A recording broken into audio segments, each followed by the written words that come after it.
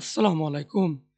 In this video, how to cut out triangle shape in Photoshop. Let's begin. First of all, open your image. Okay. Then create a new layer.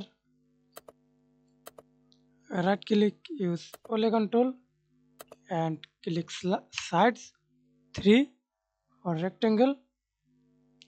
Use You can use stroke or do not use stroke. I use example stroke.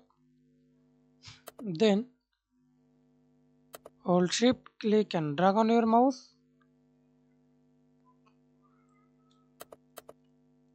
Press Ctrl T.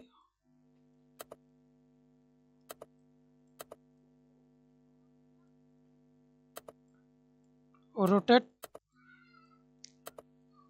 click and drop down. Right click, create clipping mask or crop this.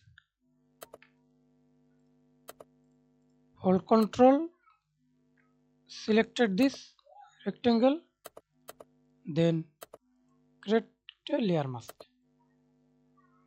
Now see this crop. Right click, convert to smart object, again right click, rasterize layer. Thanks for watching video. Please subscribe to my channel, like, comment, share.